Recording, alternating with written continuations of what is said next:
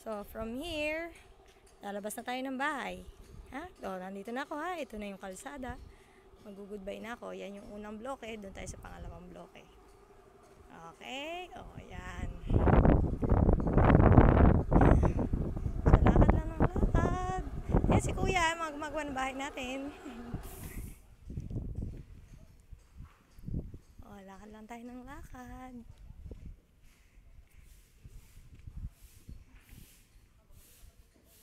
Sige lang sa paglakad.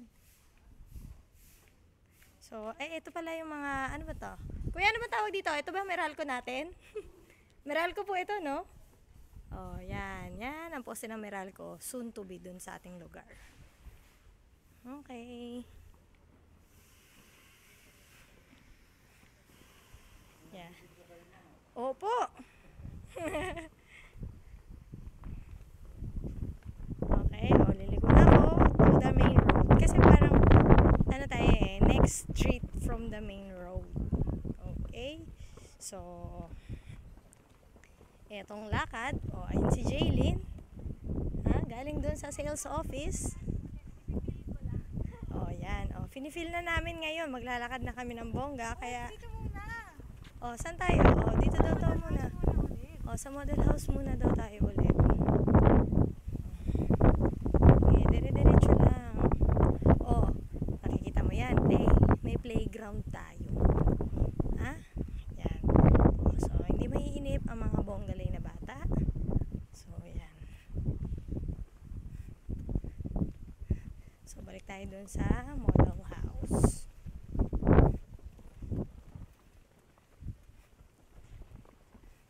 Pag magreklamo ka, batuhin mo lang yung likod natin. Andun yung sales office, ha? Hindi, joke lang. Yan. So, daman-daman na ni Jaylin kung magiging ganyan ang itsura ng house niya. Ayan, ganyan. Okay. Ganyan. Ang sofa dalawa, isa dalawa dito. Diba? Yan, mga simple lang naman, di naman masikip. Hindi talaga sisikip yan, Jaylin, dahil hindi naman tayo araw-araw nakukumpleto. Yan.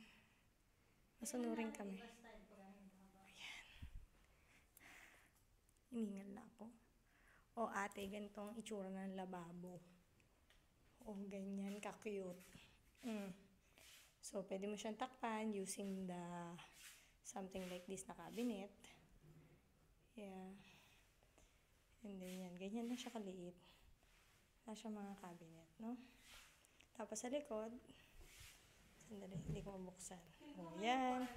So, pwede ka maglagay ng additional lababo from there. Ayan ang kapitbahay mo. So, tatakpan din naman yan.